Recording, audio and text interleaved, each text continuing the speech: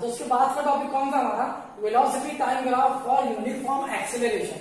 अब यहाँ पे वर्ड का यूज किया यूनिफॉर्म एक्सेलरेशन। अब एक्सेलरेशन यूनिफॉर्म कब रहेगा, सबसे पहली बात तो एक्सेलरेशन डिपेंड है वेलोसिटी के ऊपर।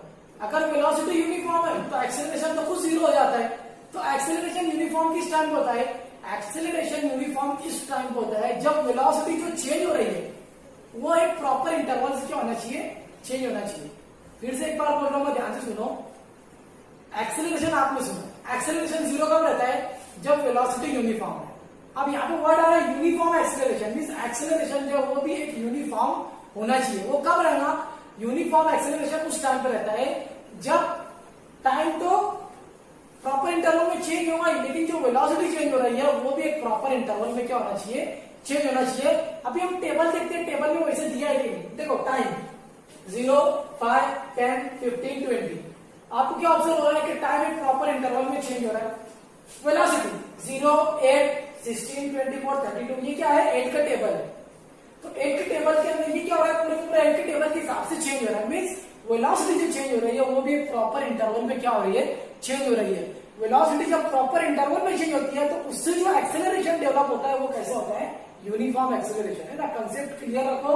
एक्सेलरेशन जीरो कब रहता है, एक्सेलरेशन यूनिफॉर्म कब रहता है, और एक्सेलरेशन नॉन यूनिफॉर्म कब रहता है। एक्सेलरेशन यूनिफॉर्म कब रहेगा, उस टाइम पे जब वेलोसिटी जो चेंज हो रही है वो एक प्रॉपर इंटरवल में चेंज होगी उस टाइम पे। अभी यहाँ पे देखो ग्राफ दिया, मैं ग्राफ मैंने ड्रॉ किया, बुक में भी ग्राफ दिया है। इसी के बेस के ऊपर हमने कुछ क्वेश्चन पूछे, उसके आंसर देना। देखो पढ़ रहा हूं मैं, the velocity time graph is the figure shown that, figure में वेलोसिटी टाइम ग्राफ दिए। The velocity changes by equal amount in equal time interval, thus it's in this is uniform acceleration is accelerated motion, how much does its velocity changes every 5 minute. अब देखो book में वहां पे 5 minute दिया है, actual में हमको वहां पे 5 सेकंड देना चाहिए था। क्यों, क्योंकि यहाँ पे यूनिट जो दिया वो किसमें दिया है, सेकंड में दिया है। तो वहां पे आप मिनट काट के सेकंड लिख सकते हो। वो ये पूछ रहा है हमसे कि हर 5 सेकंड में, ईच 5 मिनट में अंदर जो वेलोसिटी चेंज हो रही है वो कितनी चेंज हो रही है। तो देखो 0 to 5, 5 to 10, 5 का गैप है टाइम में, तो वेलोसिटी कितने से चेंज हो रही है, वेलोसिटी चेंज हो रही है 8 मीटर पर सेकंड से। पहला क्वेश्चन है, उसका आंसर क्या है, 8 मीटर पर सेकंड। मीन्स ईच 5 सेकंड, हर 5 सेकंड के अंदर वेलोसिटी जो चेंज हो रही है वो कितने से चेंज हो रही है, 8 मीटर पर सेकंड। सेकंड क्वेश्चन क्या है, for all uniform accelerated motion the velocity time graph is straight line, के हर यूनिफॉर्म एक्सेलरेशन मोशन के लिए जो वेलोसिटी होती है, वेलोसिटी टाइम ग्राफ होती है, वो हर बार स्ट्रेट लाइन आती है क्या।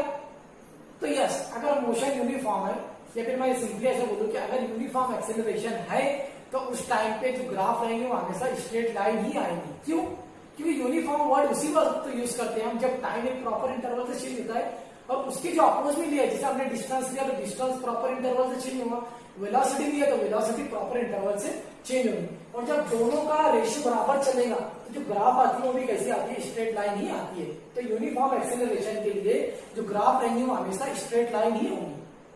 थर्ड क्या पूछा है, for non uniform acceleration motion the velocity time graph may have any shape depending upon how the acceleration change with the time. Yes, क्या एक बात ध्यान में रखो कि अगर नॉन यूनिफॉर्म मोशन है तो ये वेलोसिटी की वैल्यू क्या होगी, चेंज होगी।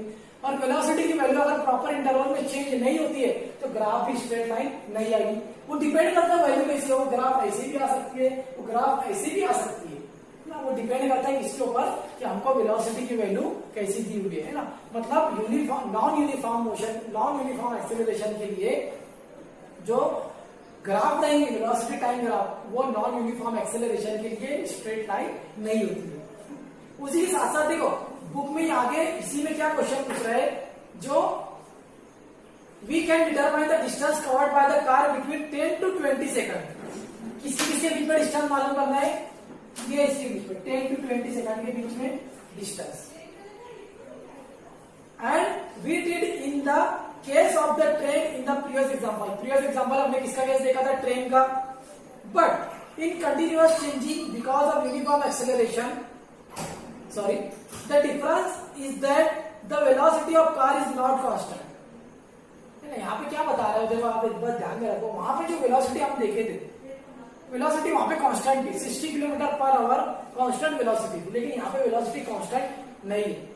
है ना। उसी के साथ साथ but is continuous changing because of uniform acceleration in this such a case we have to use the average velocity of car in the given time interval to determine the distance covered in that interval। देखो हमको क्या पता करना है, distance मालूम करना है ना।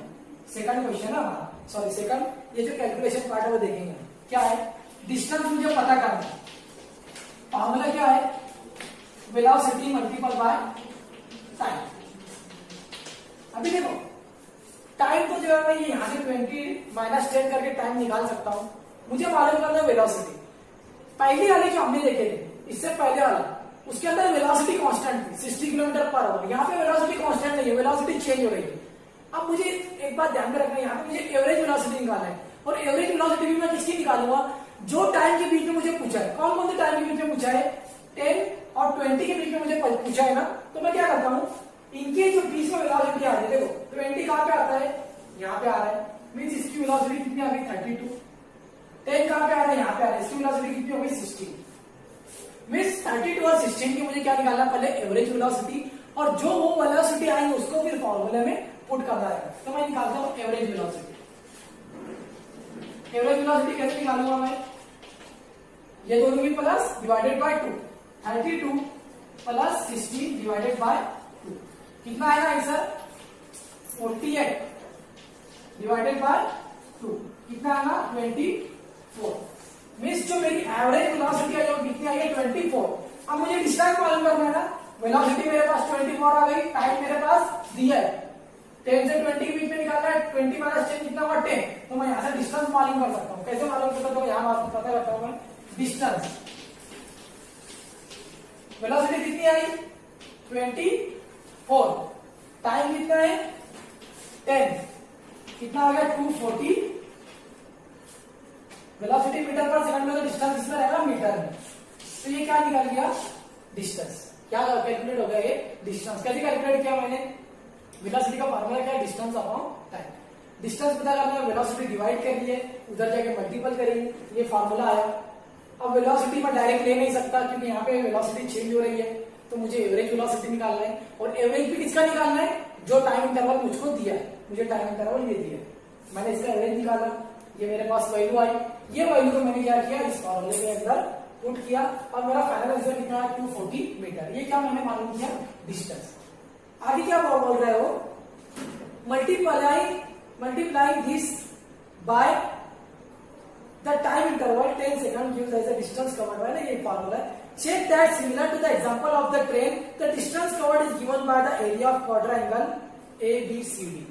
अभी देखो हमसे पूछ रहे हो, क्या पूछ रहा है, जो प्रीवियस के अंदर हमने देखे थे कि जो डिस्टेंस था, ट्रेन ने जितना डिस्टेंस कवर की थी वो बराबर किसका था, वो इक्वल था किसका जितना एरिया उसने कवर किया था।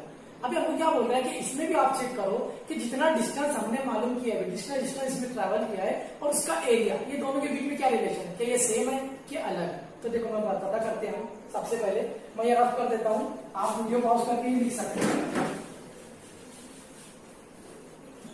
देखो बस मैं डिस्टेंस याद रख यहाँ पे लिख लेता हूँ। क्यों लिख लेता हूँ, क्योंकि डिस्टेंस से मुझे कंपेयर करना है। 240 मीटर आया था ना, हाँ। तो मेरे को क्या पता करना है, मुझे पता करना है एरिया। क्या पता करना है, एरिया। एरिया कौन सा है, देखो यहाँ पे ट्रैवलिंग एरिया कौन सा है, ABCD। इसमें बीच में ई भी आता है, तो ये पूरा एरिया का होता है, ये पूरा का पूरा एरिया है, ये पूरा क्या है, एरिया है। अब मुझे क्या करना है, एरिया। अब एरिया के अंदर दो चीजें, कौन कौन सी दो चीजें हैं, देखो यहाँ पे ABE, ये क्या है, ये एक ट्रायंगल है, और AECD ये क्या है, ये क्वाड्रेंगल बोलो या फिर रेक्टेंगल बोलो, है ना, ये एक रेक्टेंगल है। अब मैं क्या करता हूँ, एरिया सबसे पहले क्या लेता हूँ, क्वाड्रेंगल ऑफ AECD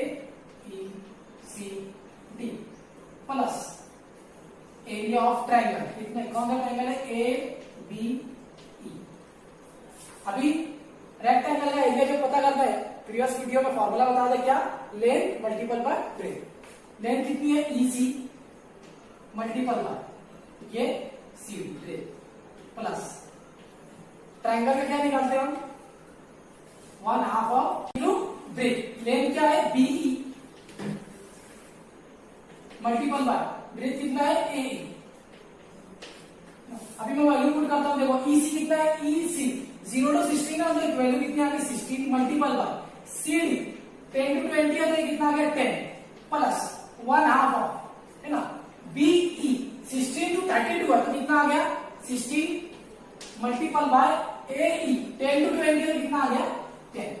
अभी मैं क्या करता हूं इसी को यहां पे लिखता हूं 16 multiple bye 10 plus 1/2 of 16 multiple bye 10, उसी को मैंने यहां लिखा। अभी मैं क्या करता हूं 2 से डिवाइड करता हूं, 2 1 जा 2 8 जा 16, 8 मल्टीपल बाय 10 अभी multiplication simply 16 multiple bye 10 160 plus 8 multiple bye 10 80, कितना आया दोनों की प्लस 240।